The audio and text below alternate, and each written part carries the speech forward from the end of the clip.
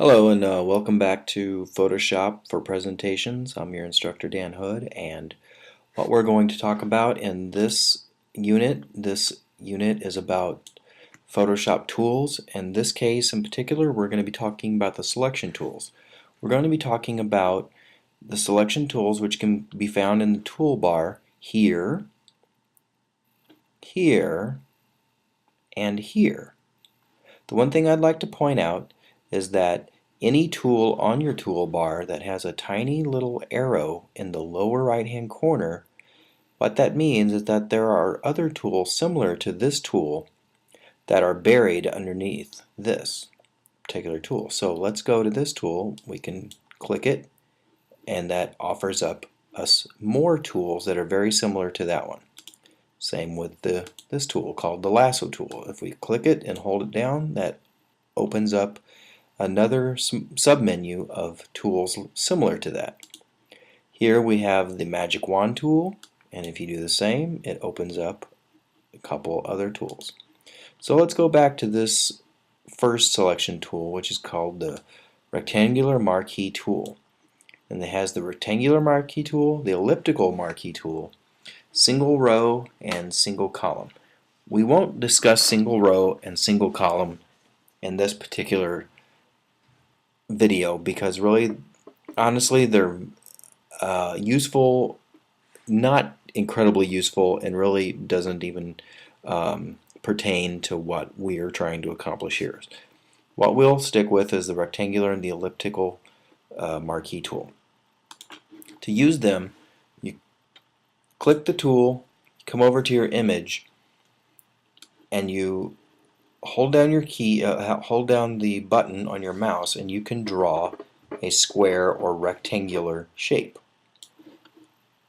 Once you do that, it brings up a moving dotted line. Everything inside that selection is what you can manipulate. Either you can do different things. You can take that and you can copy it like so. You can cut it and copy it and move it around, or you can say erase inside that, and I'll show you that. See, if even if I erase over the whole image, it only erases inside my box. So I'm only manipulating what's inside my box. You can paint inside it, you can do all kinds of stuff, but it's only inside your selection.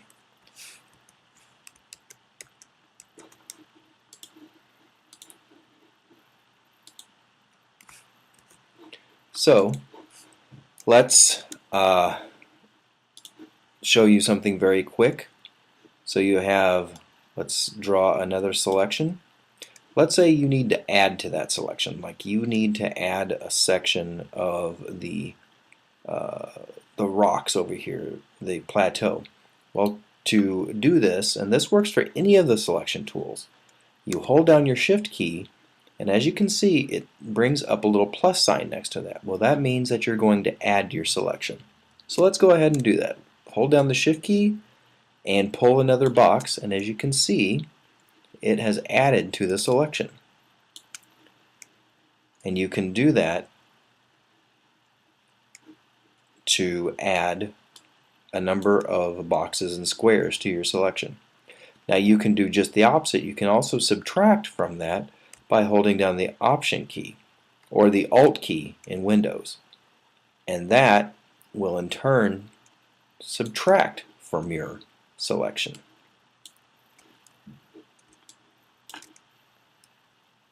Now you can do the same thing. Let's click this and hold it down and grab the elliptical marquee tool.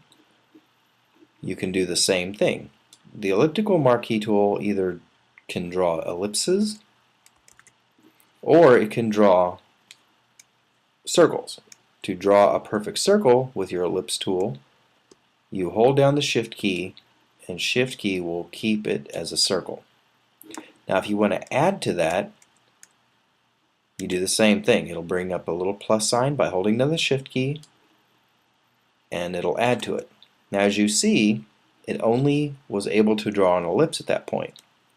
Let's say if I wanted to add to it like so, but I wanted to add a perfect circle to it, how would I accomplish that? Well, I would accomplish that by first holding on the Shift key, start to draw your circle, and then quickly release and repress your Shift key, and therefore, as you can see, it has created a perfect circle that will add to my other perfect circle. Now if I want to subtract from that, I hold down the Option or Alt key, and then I just can start subtracting from it. Very similar to the square marquee tool or the rectangular marquee tool. So that's how you use the marquee selection tools. And a quick note, anytime, so let's say I have a selection here. Anytime I want to get rid of that selection, I can press Control or Command in Windows, Control or Command D, and that will get rid of it. D, think of D as deselect. You can also do the same thing by going to the Select menu and go Deselect, and that'll get rid of your selection quickly. So now we've done the rectangular and elliptical marquee tool. We'll move down to the lasso tools. Here you have the simple lasso tool, the polygonal lasso tool, and the magnetic lasso tool. First of all, we'll show you what the lasso tool. The plain lasso tool does, basically it's a free form selection tool. So what that means is that you can take your lasso tool, think of your lasso tool as that you're lassoing in a certain area of your image. So you want to like lasso in those particular pixels. Let's say I want to quote-unquote lasso in this row of bushes here in the foreground. So the way I would do that is that I would take my lasso tool, click the mouse button, hold it down, and just kind of draw along the edge of whatever I'm trying to grab.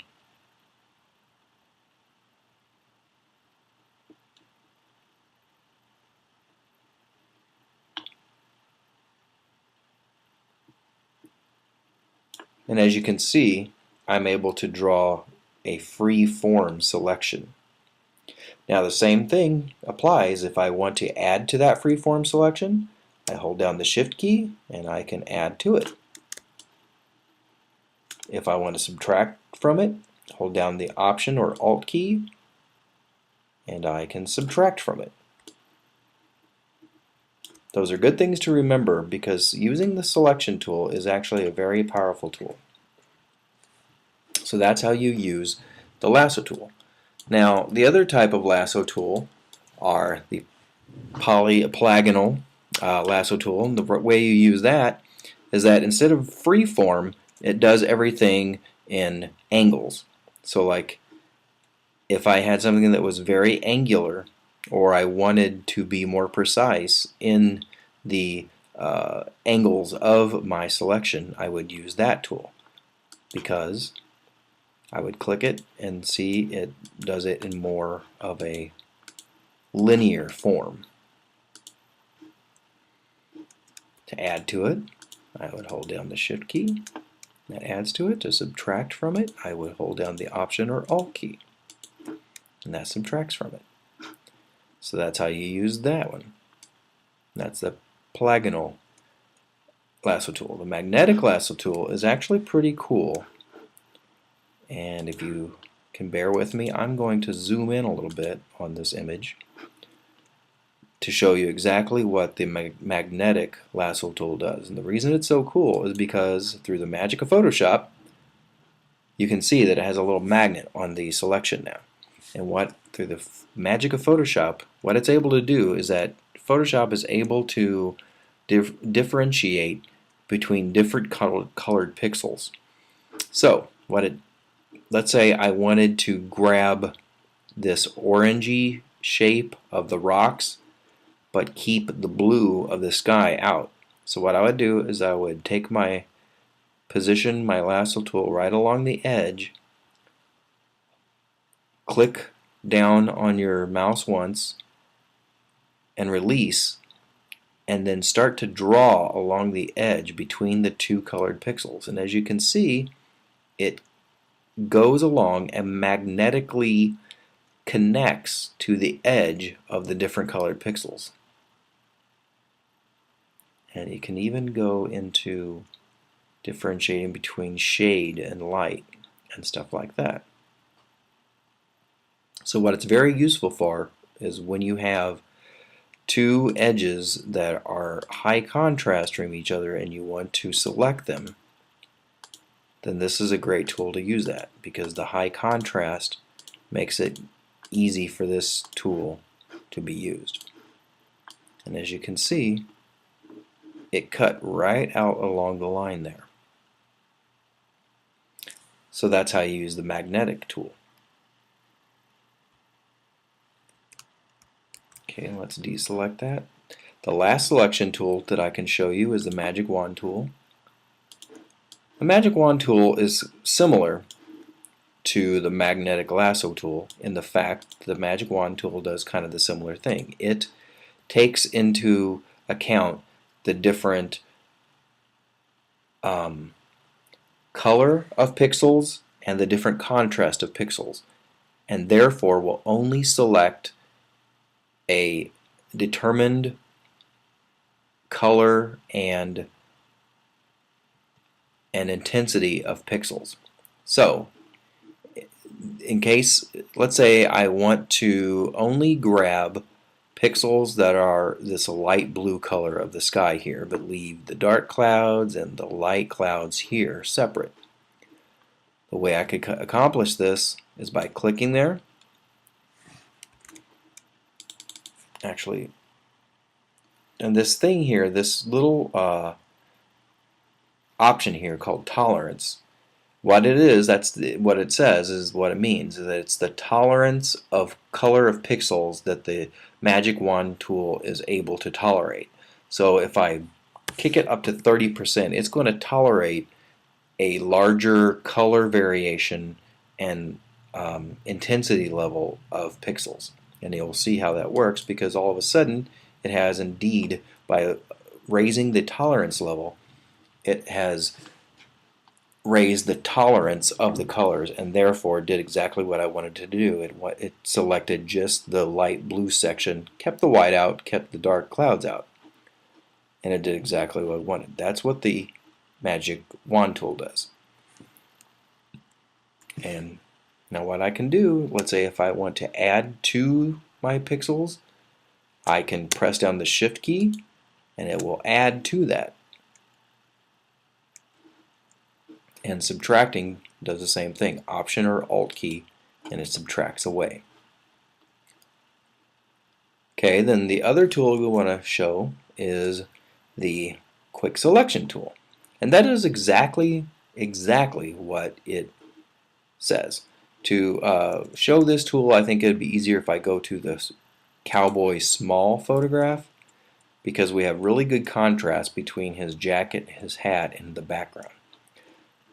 Let's say I want to pull him out from this background. The Quick Selection tool is a great tool to use because it does exactly that. Through the Magic Photoshop, you can take this tool and basically run it along the edge of the background that you want to cut out, and it is magically able to figure out what is the foreground and the background. High contrast helps, and all you have to do is simply click, and it has quickly selected all of the background. And if I just press delete, and I have quickly and easily deselected him out of the background, cut him out of the background with the Quick Selection tool. Very powerful tool. So that is a wrap-up of all the different selection tools. I suggest you go through and play with all the different selection tools and see how they work best for you. They are very powerful tools in the fact that there's going to be a lot of times where you're going to want to cut out backgrounds, isolate certain areas of photographs to manipulate them, and that's exactly what the selection tools do. Thanks for watching.